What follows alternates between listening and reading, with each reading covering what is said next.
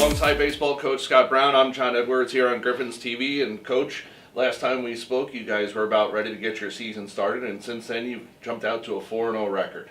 Yeah, we have. It's been an interesting 4-0 start. We've actually pitched really well, and that's been the big saving grace, because right now our bats haven't quite come around yet. We're still struggling with that a little bit, but we've got a lot of good hitters that it's just going to take a little bit of time, and they just need to get out of the little slump that they're in right now. How difficult is it to come from from your first workouts? You're hitting in a cage and you get a machine or you get tosses to you, but how different is it when you get into a game situation where you're just not getting contact maybe the way you hope? Well, I think a lot of it is that a lot of these guys had a lot of success last year, and all of a sudden those guys that have the success, they immediately want to do better than they did last year, and that's not, you can't try to create results. And we talk about that all the time. We talk about just simply really focus on the swing and take care of that. The results are going to take care of themselves. And right now we just got a couple guys that are just trying to do a little bit too much and trying to create those results. And over time, as they start relaxing and just sort of getting into the season a little bit more, it'll take care of itself.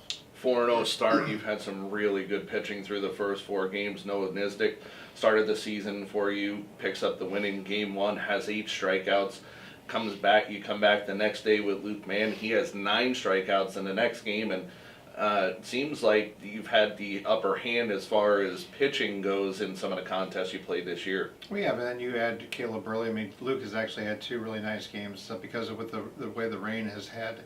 And it's pushed the tournament back a little bit. Luke was able to pitch the second time, and if we're able to get today's game in, Noah's going to start that one, but he's coming off being a little bit sick, so I don't know how long he'll be able to go.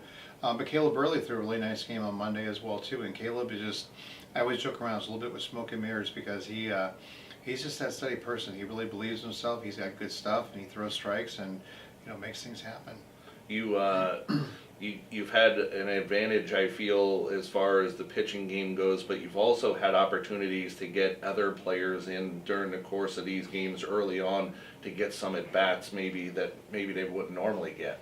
Right, and the one thing I've always said, that one of the reasons why I like playing the 2 tournaments at the beginning of the year back-to-back is because it really does force us to use a lot of people, and I feel bad if we end up getting rained out tomorrow too, because that game against Parkway South and Niles North is a great example of really being able to get a couple extra guys in on the mound and at the plate, because those things they're going to help us out down the road. And so I like doing that, but you're right, it's really helped us. Some of it's just been trying to get some people to relax a little bit and to get them away from it as they've struggled on a couple of their at-bats, but it's always nice to get other people in. The one thing that maybe a lot of people don't know about you is that you're a very calming influence. You're not that very over-aggressive kind of coach over at third base during at-bats, and you talk to the batters as they're in the batter's box and try to get them to calm down. And for you, how does that help them? Yes, I do that, but if you talk to the people that miss signs, they'll tell you the exact opposite of what type of calming influence I am. They do make fun of me a lot of when people do miss signs or make a mental mistake of, they like to mimic how I stand and how I stare them down and stuff. But yes, at the plate you have to be relaxed, and sometimes it's just, like I said, we got some people that are just trying to do too much. They're trying to create things, and you can't hit when you're trying to do that. You've got to be a little bit more relaxed. You just got to worry about that swing, and trying to get them to understand that is, it's not always easy, but it's what I try to do when they're at the plate. You got possibly a game later today against Lindbergh. Hopefully you get the game in. And what do you know about Lindbergh? What do you expect from Lindbergh coming off a game against Valley Park, that a team that did well last year in state playoffs?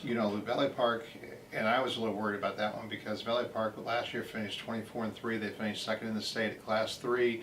They returned everybody but their center fielder, and they've got the kid that pitched against us yesterday is actually going to Louisiana Monroe, and they're a very strong baseball school.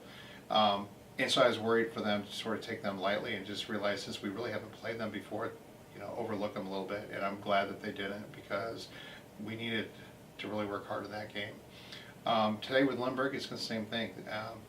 I don't know as much about their pitching. I know that their hitting is solid. I know that they've been hitting the ball well. They've scored a lot of runs in 3 of the 4 games that they played so far. So it's one of the things where we're going to need to make sure we pitch the ball well again. We need to make sure we can field the ball. Hopefully we can make a decision on this thing, before we start it up and then have to stop it halfway through, because I know the rain's coming, and once it does, it's going to be here for a while. But Lindbergh is always, year in, year out, they're always a test, and they always love playing us, and they love trying to beat us. That Lindbergh Boulevard rivalry. We're just a few minutes down the road from, yeah. So but Darren does a great job with them. I mean, Darren gets them ready to play, and you always know that they're going to be a team that is going to go out there and compete. So. What's been the one surprise for you through the first week and a half of the season so far? Probably our hitting. I mean, it really has been, because I look at our lineup and I know that we can hit. And so just the fact that we've had some people that have struggled has really surprised me a little bit. I think that, Caleb going out there and pitching the way he did the way he did on Monday was a really nice surprise. Not really a surprise, it was just nice to see that he was able to step up and do that. Brendan May's has done a nice job, and Mitchell Odekirk, when he came in the first time for Luke Mann, was great. We had 3 guys that came in against against Melville after Caleb pitched the first 4, who all did a nice job. It was all of them their first chance to get on varsity, really. Even Jacob Kopp didn't pitch much last year, so it was nice to see him get out there in the scoreless inning as well too. So I don't know if there's been a lot of surprises, other than I was expecting us to be able to hit a little bit better right now. And like I said, that's going to come around. It's just, I know that they're frustrated with it, and as you said, it's trying to get them to calm down a little bit too, and not try to overthink it. I appreciate a few minutes. I know we have stuff going on here today. Hopefully we'll get the games in this weekend. If not, it'll be the Midwest Classic here Tuesday and Wednesday next week, and Zumwalt West and Sykeston come to town, and They do. And talk a little bit about them before we get going. Well, Zumwalt West, they're the team that we lost to in the semifinal game last year, and they're every bit as strong this year, if not stronger than they were last year. So we're going to have our work cut out on that one. They are hitting the ball really well. They have 3 really good pitchers, and even though they lost the one that the graduate that we lost to last year, they've got a very solid pitching core. So they're going to be a really tough opponent when we play them on Tuesday. And I know that it's going to be one of the things our kids are already excited about it, because it's a chance to get back at them, as they've said. But I'm sure that they're thinking the same thing. They want to compete against us. I just like Eric Goff is a good coach. He's a young guy that really has them playing well out there, and I like competing against him and their team, because you know that when you go out there, you have to play your best game. With Sykeston, the only thing I really know about Sykeston is I know that they jumped into the tournament this year in the Midwest Classic, and they haven't done that in the past, so I would assume that they have a pretty solid team, because if they didn't, they weren't going to jump into it. So I know that I know that they did well in districts last year,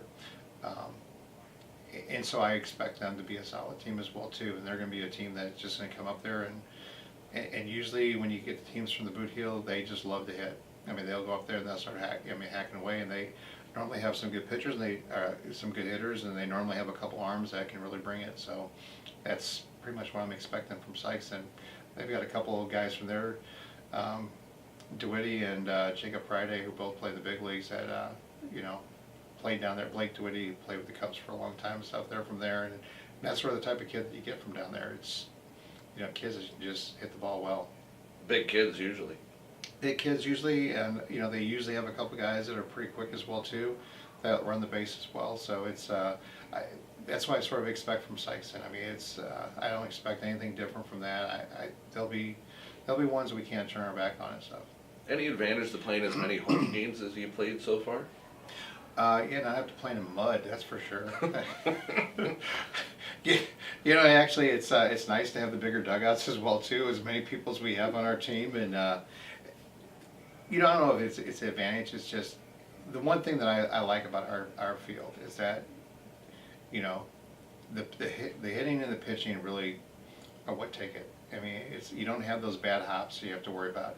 Normally you have a much cleaner game out there, and I mean, even the opposing coaches, they talk about that as well too. Is just that you just have cleaner games out there, and I think that's what I like about playing at home.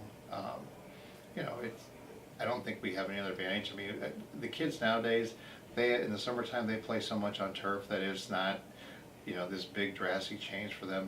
They're used to it by now. You know, I love the fact that we're able to do a lot of stuff at practice out there because of the fact that we have a dry field, and that's our biggest advantage, so. Coach, I appreciate a few minutes. Best of luck. Not a problem, and I appreciate getting all those foul balls that we talked about last week. It was, I know you were cold out there, I mean, I saw you all bundle up, and then all of a sudden I saw you sprinting after that, 2 of those foul balls to try to stay a little bit warmer, and we appreciate it, because sometimes my pitchers, I have a hard time getting them to chase those things. You know, at my size, it's tough to get the body moving. But you know what, it got the blood flowing, and I did. we appreciate it and stuff, so. I did. So yeah, so if you can help out today too and stuff. I'll do the best I can. If you need me to pull the tarp out, oh wait, there's We no don't have a tarp. tarp, There's no. no tarp here. But if you want to take batting, I mean, Jeremy's been itching for batting practice too, so just if, when you guys get out there for a I think he game, and I have to have a little friendly competition one day. I think you should. We'll have to set that up. And we will go Griffin Live TV on that one as well too. Trust me, we will. Head coach Scott Brown joins us for a few minutes, and we'll talk to him again next week. Thanks, John. Thanks.